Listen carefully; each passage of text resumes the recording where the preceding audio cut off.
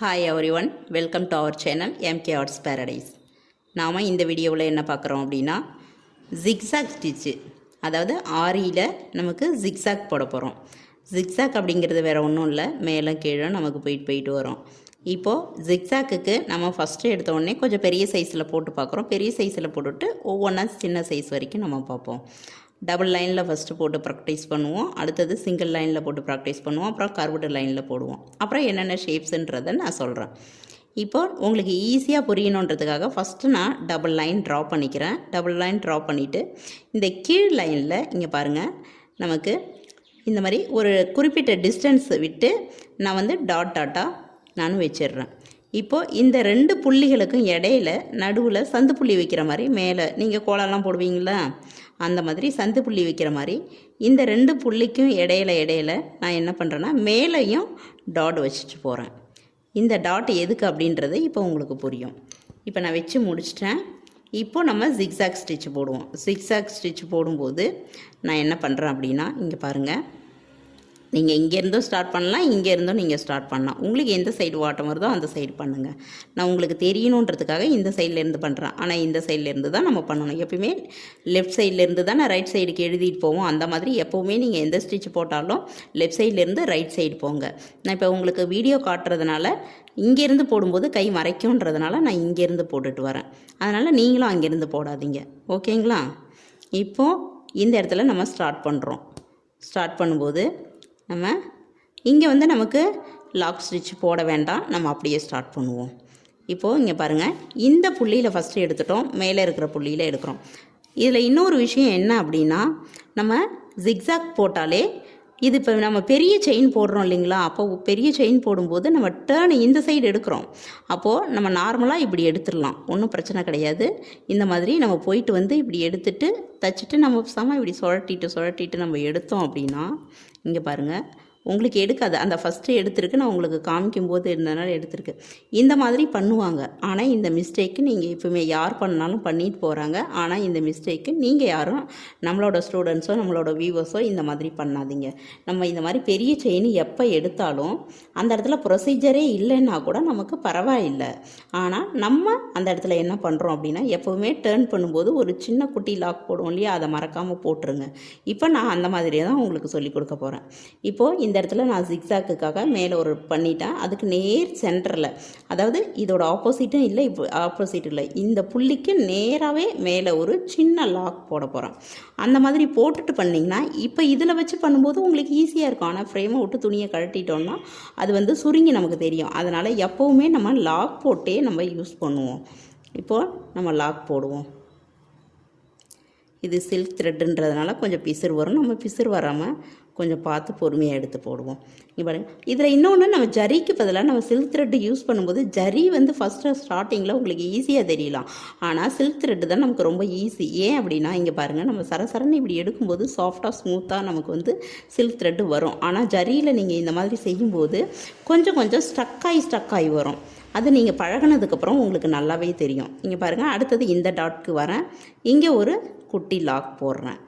இந்த டாட்க்கு வரேன், இங்கே ஒரு குட்டி லாக். அதாவது நம்ம zigzag மேலும் கீழும் போயிட்டு நம்ம வரோம். இங்கே பாருங்கள், இந்த மாதிரி தான் நம்ம zigzag ஸ்டிச் வந்து போடணும். நான் இப்போ இதை ஃபுல்லாக போட்டுட்டு ஒவ்வொரு இடத்துலையும் லாக் போடணும்னு சொல்லியிருக்கேன். நீங்கள் லாக் போட்டே திருப்புங்க. லாக் போடாத தான் இந்த ஸ்டிச்சு போடணும். ஆனால் லாக் போடாமல் நம்ம போட வேண்டாம். ஏன்னா இதில் போடும்போது அழகாக தான் இருக்கும். ஆனால் நம்ம ஃப்ரேமை விட்டு காட்டினதுக்கப்புறம் உங்களுக்கு அதோட ஃபினிஷிங் எப்படின்றது தெரியும். இப்போ வந்து ஒரு நூல் சிக்கிருச்சு, அதனால் நான் கழட்டிட்டு மறுபடியும் நான் எடுத்துகிட்டு போடுறேன். இப்போ நான் ஃபினிஷ் பண்ணிவிட்டு உங்களுக்கு வந்து நெக்ஸ்ட்டு வந்து சின்ன சைஸில் போட்டு காட்டுறேன். இப்போ இது வந்து பெரிய ஸ்டிச்சு. இந்த லைனை பேஸ் பண்ணி நம்ம அதில் போடுறோம். லைன் போடாமலையும் போடலாம். ஸ்டார்டிங்கில் இருக்கிறவங்க நீங்கள் லைன் போட்டே போடுங்க, அப்போ தான் ஃபினிஷிங் வந்து அழகாக இருக்கும். லைன் போடாமல் நம்ம போடலாம். லைன் போடாமல் உங்களுக்கு இப்போ நல்லா பர்ஃபெக்ஷனாக வரும் அப்படின்னா நீங்கள் லைன் போடாமலே போடுங்க. இல்லை எனக்கு வந்து லைன் வந்து கோணல் மாணலாக ஆகிடும் அப்படின்னு நினைக்கிறவங்க நீங்கள் வந்துட்டு லைன் ட்ரா பண்ணிகிட்டே பண்ணுங்கள். அப்போ தான் நல்லது, நல்லா அழகாக வந்துடும். இப்போ நான் இதை வந்து ஃபினிஷ் பண்ணி முடிச்சிட்டேன். ஃபினிஷ் பண்ணி முடித்ததுக்கப்புறம் இப்போ இது வந்து zigzag ஸ்டிச்சு முடிஞ்சிருச்சு. இந்த zigzagகையே நம்ம டபுள் zigzag போடுவோம். டபுள் zigzag என்ன, இப்போது இந்த இடத்துல இங்கே பாருங்கள் கீழே வந்துட்டேன். கீழே வந்துட்டு நம்ம இதே த்ரெட்டால் கீழே நான் போட்டுட்டு அதுக்கு கிராஸ்டு செயின் ஸ்டிச்சும் நம்ம யூஸ் பண்ணி நம்ம அந்த ஜிக்ஸாக் போடலாம். ஆனால் இப்போ நம்ம என்ன பண்ணுறோன்னா சிங்கிள் கலரில் போட்டுட்டு அப்புறம் டபுள் கலர் எப்படின்றத போடுறோம். இந்த மாதிரி டாட் வச்சு போடணும். நான் இப்போ டாட் வைக்காமலேயே நான் உங்களுக்கு வந்து போட்டு காமிக்கிறேன் பாருங்கள். இப்போ நான் இங்கேருந்து ஸ்டார்ட் பண்ணுறேன்.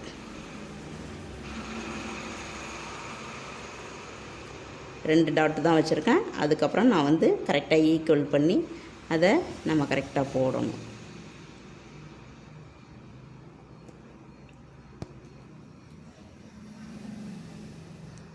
இப்போ பாருங்கள் டாட் இல்லை, ஆனாலும் அதோட சென்டர் பாயிண்ட்டு நமக்கு தெரியும் இல்லையா, பார்த்து போட்டுக்கிட்டே வரும்போது அதோட கால்குலேஷன் அதுக்கு தகுந்த மாதிரி நம்ம அந்த கேப்புக்கு நேராக போடும். கொஞ்சம் முன்ன பின்ன வரும், அது ஒன்றும் பரவாயில்லை. ஆனால் ஜிக்ஸாக் மட்டும் உங்களுக்கு கரெக்டாக வரணும். இப்போ இந்த இடத்துல சிங்கிள் நூல் வந்திருக்கு, உங்களுக்கு அது தெரியுதா என்னன்னு தெரியல. இந்த இடம் பாருங்கள், இந்த இடம் பாருங்கள், இதில் சிங்கிள் நூல் வந்துருச்சு. அதை நான் பிரிக்காமல் போட்டுட்ருக்கேன். நீங்கள் அந்த மாதிரி போடாதீங்க, சிங்கிள் நூல் இல்லாத டபுள் நூலில் போடுங்க. அது அவசரத்தில் போடும்போது சிங்கிள் நூல் வந்துருச்சு, நம்ம பிரிக்காமல் உங்களுக்கு அவசரமாக போட்டுட்ருக்குறேன்.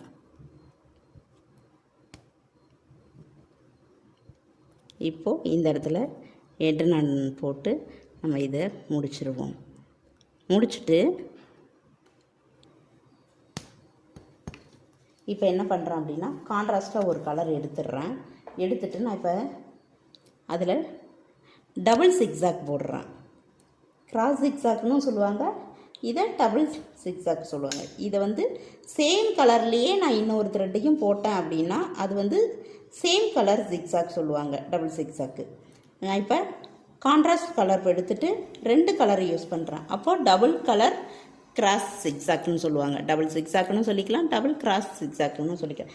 நம்மளோட இஷ்டம் தாங்க பேர் வைக்கிறதெல்லாம், அப்படி ஒன்றும் பெரிய விஷயம் இல்லை. இருந்தாலும் நமக்கு அந்த ஜிக்ஸாக்குன்றது வருதா டபுள் வருதா அதை மட்டும் பார்த்துக்கணும் நம்ம. இப்போது இந்த இடத்துல நான் எடுக்கிறேன்.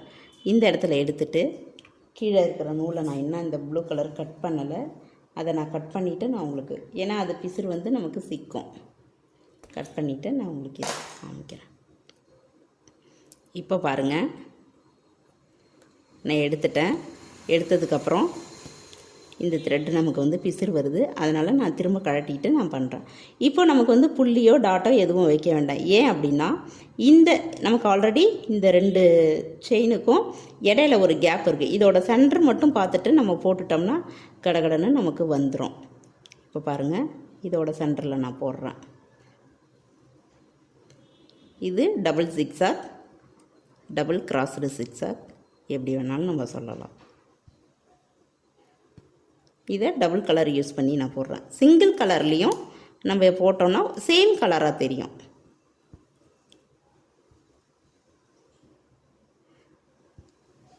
இந்த ஜிக்ஸாக் பண்ணும்போது நாம் என்ன பண்ணலாம் அப்படின்னா இந்த மாதிரி ஜிக்ஸாக் போட்டுட்டு பார்டர்ஸு இந்த மாதிரிலாம் போடும்போது நம்ம யூஸ் பண்ணலாம்.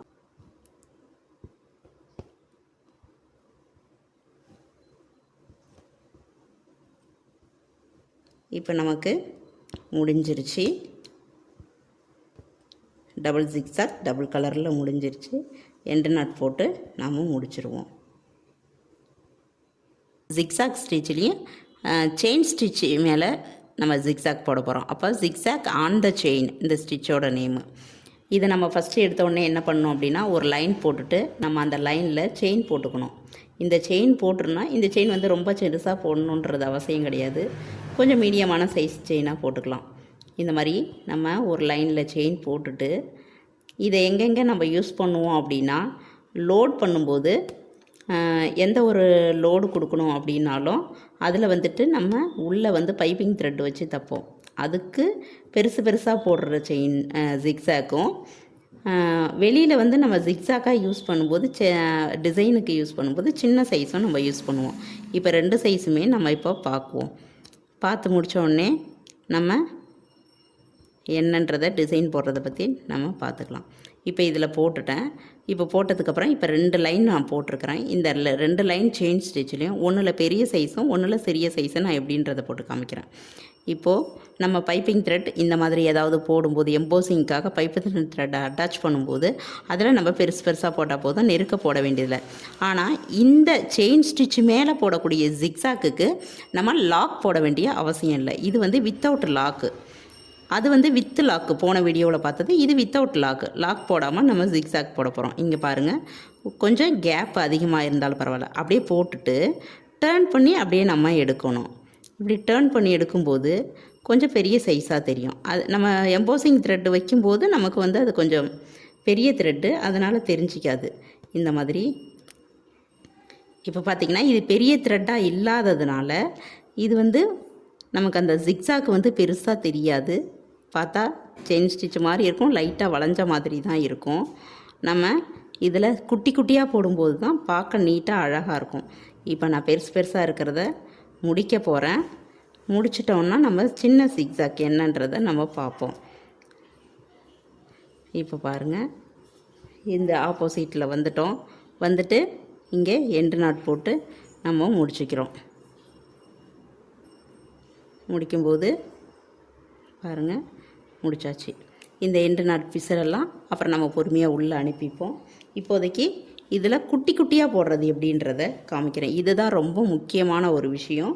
இதை நீங்கள் பார்த்து ஃபஸ்ட்டு கற்றுக்குங்க. இப்போ இதில் செயின் ஸ்டிச்சு நம்ம அதில் போட்ட மாதிரியே இதுலேயும் இருக்குது. இந்த லைன் மேலே நம்ம இதுலேயும் அதே மாதிரி வித்தவுட் லாக்கு தான் போட போகிறோம். வித்தவுட் லாக் போட்டாலும் இது வந்து நல்ல நீட் ஃபினிஷிங் கொடுக்கும். குட்டி குட்டியாக எந்த அளவுக்கு போடுறோமோ அந்த அளவுக்கு நமக்கு நீட்டாக கிடைக்கும். இப்போ நீங்கள் பாருங்கள், அது எந்த மாதிரியான ஃபினிஷ் கொடுக்குதுன்றதை நம்ம இப்போ பார்த்து தெரிஞ்சுக்கலாம். இங்கேருந்து நான் ஸ்டார்ட் பண்ணுறேன். இதில் நமக்கு எப்படி போடுறோம் அப்படின்னா குட்டி குட்டியாக போடணும். நம்ம முன்ன போட்ட த்ரெட்டை கட் பண்ணிவிட்டு அதுக்கப்புறம் போடுவோம். ஏன் அப்படின்னா நமக்கு வந்து சிக்கும். இப்போ பாருங்கள், சின்ன சின்னதாக கேப்பு. அது மாதிரி நான் குத்த போகிறேன்றதுக்காக இந்த சைடு இங்கேவும் இந்த சைடு இங்கேவும் இவ்வளோ கேப்பை விட்டு இப்போ பாருங்கள், இந்த மாதிரி பண்ணவே கூடாது. அது ரொம்ப ரொம்ப ரொம்ப தவறான ஒரு செயல். நம்ம எப்படி குத்தணும் அப்படின்னா இந்த நீடியில் இந்த ப்ளூ கலர் ஸ்டிச் இருக்கு இல்லைங்களா, இதுக்கும் பக்கத்தில் குத்தணும். அந்த மாதிரி குத்தினா தான் நமக்கு வந்து கரெக்டாக இருக்கும். இங்கே பாருங்கள், எந்த அளவுக்கு நம்ம பக்கத்தில் குத்துறோமோ அந்த அளவுக்கு வந்து அது நீட்டாக நமக்கு கிடைக்கும். துணியிலிங் அந்த ப்ளூ கலருக்கு அந்த ஆரஞ்சு கலருக்கும் கேப் இருக்கக்கூடாது அந்த நீடில் குத்தும்போது. இங்கே பாருங்கள், நான் ப்ளூ கலருக்கு பக்கத்துலேயே குத்துறேன். உங்களுக்கு நல்லாவே தெரியும். கொஞ்சம் க்ளோஸில் தான் நான் எடுத்துக்கிட்டு இருக்கிறேன். உங்களுக்கு நல்லா தெரியும்னு நான் நினைக்கிறேன். இந்த மாதிரி சிறுசாக இந்த பக்கம் போட்டு அப்படியே டக்குன்னு அப்படியே இழுக்கக்கூடாது, இப்படி சுழட்டியே போகணும். அந்த ஜிக்ஸாக்கு அழகாக பார்க்க பொறி பொறியாக உங்களுக்கு தெரியும். இந்த மாதிரி இருக்கணும். அதை விட்டுட்டு நம்ம இந்த ப்ளூ கலரை தாண்டி வெள்ளை கலர் கிளாத்தில் வந்து வெளியில் சைடு வந்து போகக்கூடாது. அந்த மாதிரி போகும்போது நமக்கு அது ஜிக்ஸாக் மாதிரியே தெரியாது. ரெண்டு பக்கமும் எதுவோ முள்ளு முளைச்ச மாதிரி நீட்டாக நமக்கு வந்து தெரியும். இந்த இடத்த பாருங்கள், நான் குட்டி குட்டியாக போடுறதுனால லைட்டாக கலண்டுடுச்சு. அந்த இடத்துல லைட்டாக ஒரு நூல் விட்டுட்டு பிசிறு வருது. இந்த மாதிரி வரும்போது நீங்கள் கலட்டிட்டு கரெக்டாக செய்யுங்க. இதை வந்து வேலையெல்லாம் முடிச்சுட்டு நீங்கள் பொறுமையாக டைம் இருக்கும்போது பண்ணுங்கள் எப்போவுமே இந்த ஒர்க்கு. அப்போ தான் வந்து நமக்கு வந்து நீட் ஃபினிஷிங் கிடைக்கும். கொஞ்சம் நேரம் போட்டாலும் உங்களுக்கு எல்லா வேலையும் முடிச்சிட்டோம் அப்படின்றது எதுவுமே டென்ஷன் இல்லாத மாதிரி டைமில் போடுங்க. அந்த மாதிரி போட்டால் தான் உங்களுக்கு வந்து ஃபினிஷிங் வந்து நல்லா கிடைக்கும். அவசரமாக போடுறோம் அப்படின்னா நீட் ஃபினிஷிங் கிடைக்காது. இப்போது இது வரைக்கும் நான் கொண்டு வந்துட்டேன். லாஸ்ட்டாக முடிச்சிட்டேன். நான் வந்து எண்டு நாட் போட்டு முடிக்க போகிறேன். இப்போ இதுக்கான ஷேப்ஸு நாம் என்ன கொடுக்குறோம் அப்படின்னா, இந்த உங்களுக்கு ஒர்க்கு இந்த கர்வு லைனில் இந்த ஸ்டிச் பண்ணிவிட்டு, அதாவது செயின் ஸ்டிச்சை பண்ணிவிட்டு இந்த லாஸ்ட்டாக கொடுத்துருக்கேன் பாருங்கள், இந்த மாதிரி தான் இனிமேல் வரக்கூடிய ஒவ்வொரு இடத்துலையும் நீங்கள் கொடுக்கணும். இந்த ஸ்ட்ரைட் லைன் பண்ணுறீங்க, அடுத்தது இந்த வளைவு கோடு கொடி மாதிரி இருக்குங்களா, இது பண்ணுறீங்க. இதுக்கப்புறம் என்ன லைன் பண்ணுறீங்க அப்படின்னா உங்களுக்கு ஒரு வட்டம், இந்த வட்டம் பண்ணுறீங்க. வட்டம் பண்ணுறீங்க அப்படின்னா ரொம்ப குட்டியாக போடக்கூடாது, மீடியமாக ஒரு 1 ரூபி காயின் சைஸாவது இருக்கணும், அந்த சைஸுக்கு போடணும். அடுத்தது பார்த்திங்கன்னா இந்த டைமண்ட் ஷேப்பில் ஒரு ஸ்கொயர் பாக்ஸு இது போடுறேன். இந்த கட்டத்து மேலே பண்ணும்போது என்ன பண்ணுறீங்கன்னா, இந்த ஜிக்ஸாக் வந்து எப்படி பண்ணணுன்னா, இப்படி வருது, இப்படி போகும்போது இப்படி வரணும். இந்த கார்னர் பகுதியில் வரும்போது மட்டும் இந்த இடத்துல இந்த கார்னரில் உள்ளே குத்துறீங்க. அடுத்தது இந்த சைடு எடுத்துகிட்டு இப்படி வரீங்க. இந்த மாதிரி வரும். இது மாதிரி இதை ஃபினிஷ் பண்ணுங்கள். இதுக்கு அடுத்தது பார்த்திங்கன்னா எந்த ஒரு இதுவும் இல்லை, ஃபினிஷ் நீட்டிங் கிடச்சிரும். இந்த ஒர்க்கை மட்டும் நீங்கள் பண்ணிவிட்டு நீங்கள் வந்து குரூப்பில் போஸ்ட் பண்ணுங்கள். Okay, thank you.